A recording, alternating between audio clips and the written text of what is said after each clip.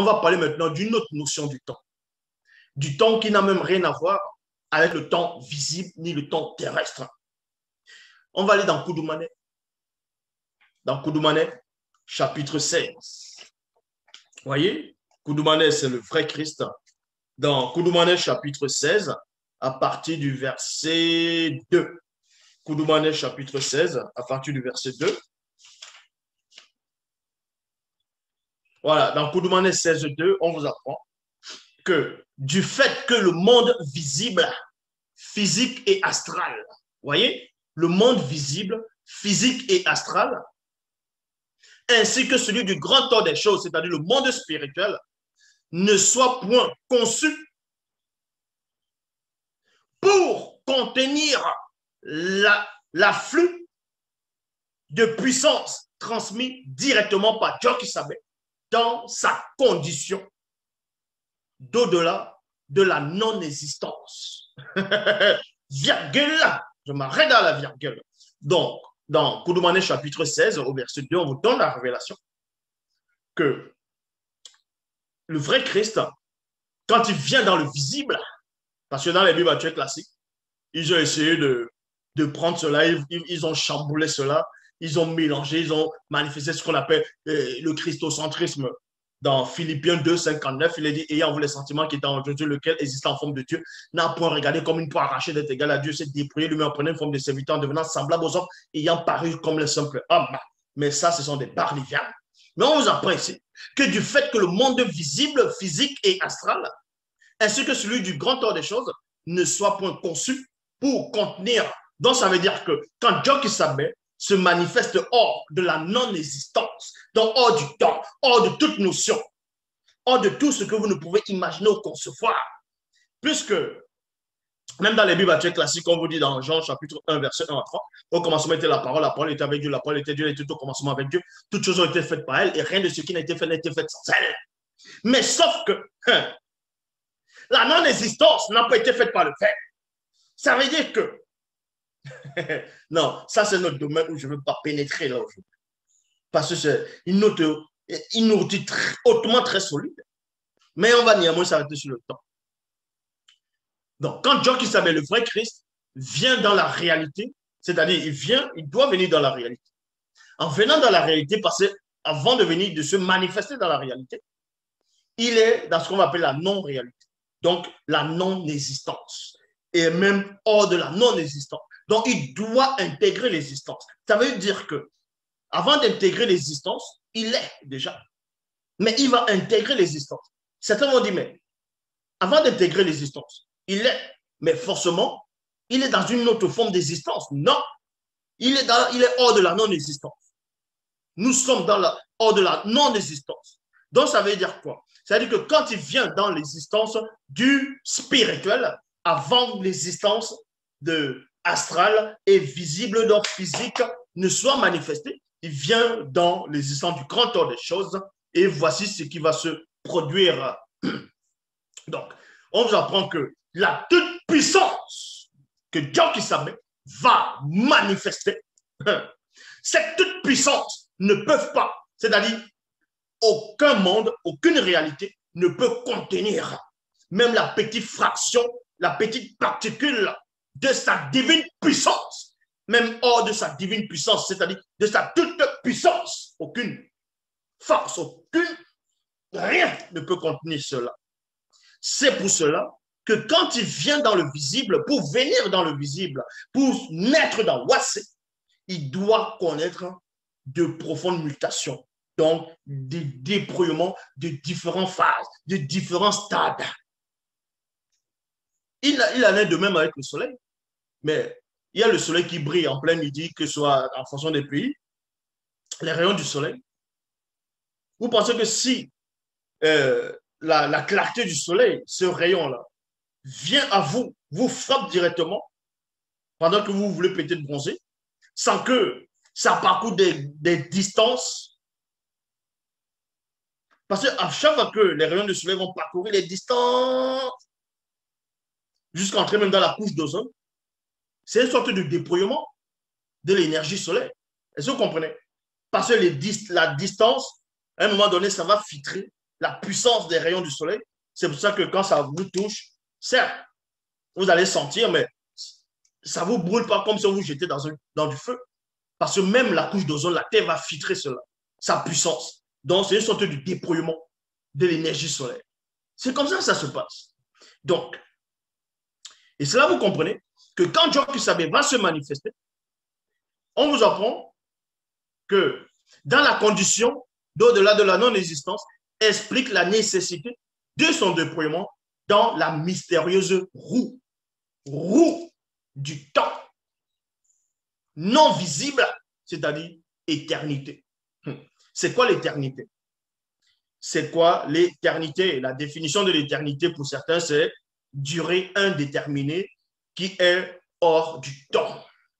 Qui est hors du temps. Bon, vous comprenez par là, la toute première notion du temps dans la création, pas la création visible, mais la création invisible. Vous voyez, du grand temps des choses, on va placer une sorte de temps, une boucle, c'est-à-dire on va placer une roue. Une roue, c'est un support pour contenir la création. Parce que dans la création, quand on crée, il y a le point de départ. Donc, il y a l'alpha et ensuite il y a l'oméga. Donc, on commence. Il y a un point de départ. Et ce point de départ, c'est quoi? C'est à un moment donné, on commence. Et c'est ce qu'on appelle la roue de l'éternité. C'est une sorte de roue. Quand on dit la roue, ce n'est pas la roue que vous allez voir, les roues des pneus de voiture, non. Donc, c'est pour cela qu'on vous dit ici que Joe Kissabe va se dépouiller, va venir dans la roue du temps. Dans la roue du temps, non visible, dans éternité.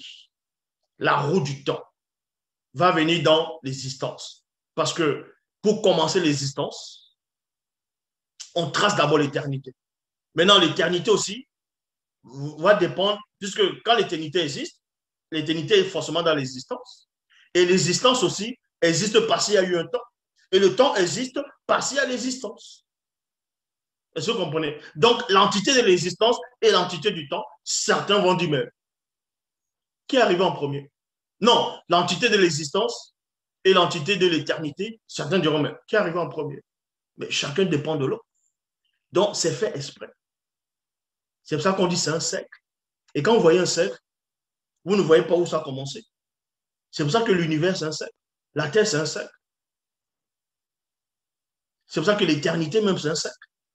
Afin que vous ne puissiez voir où ça commence, où ça s'arrête. C'est un mystère.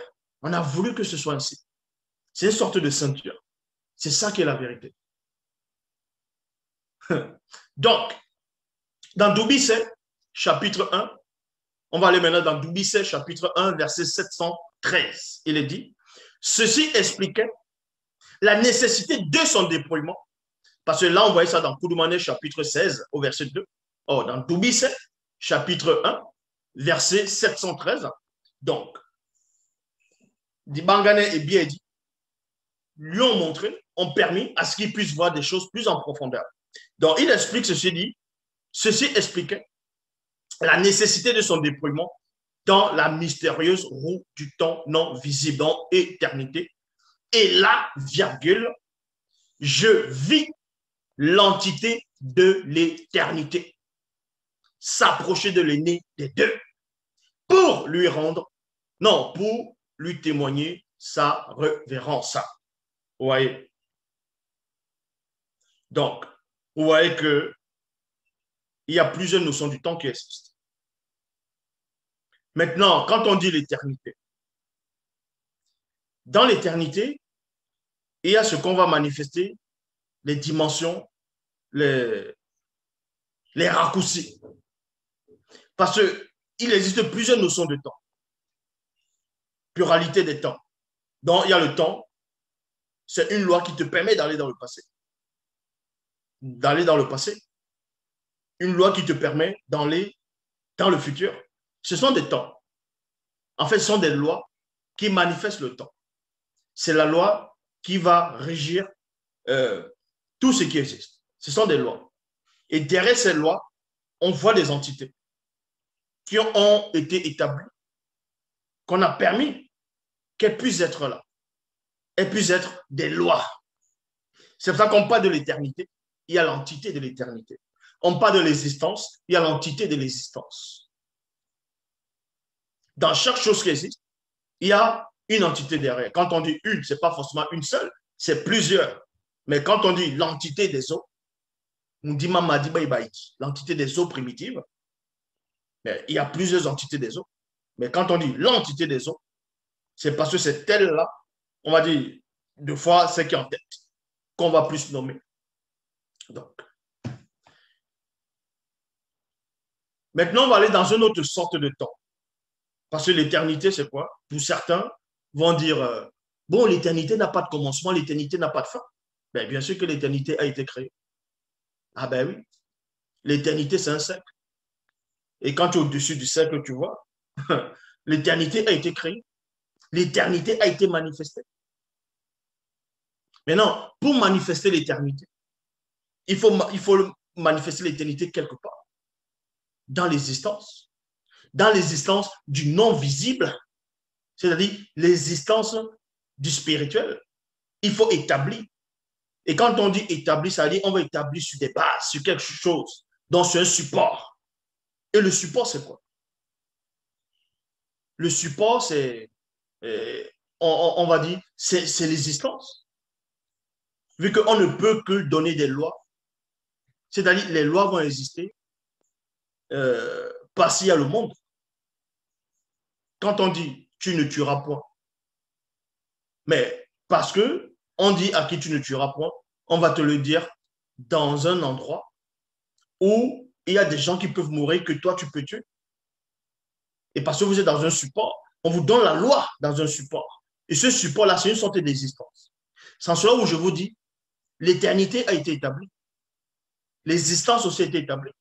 Mais quand on établit l'existence, c'est-à-dire ce qu'on va appeler, ce que certains vont appeler la création. Mais au moment d'établir l'existence, il y a forcément, l'existence va dépendre d'un temps. Et au moment de manifester le temps va dépendre de l'existence aussi. Parce que le temps aussi, ça doit exister. Donc, l'existence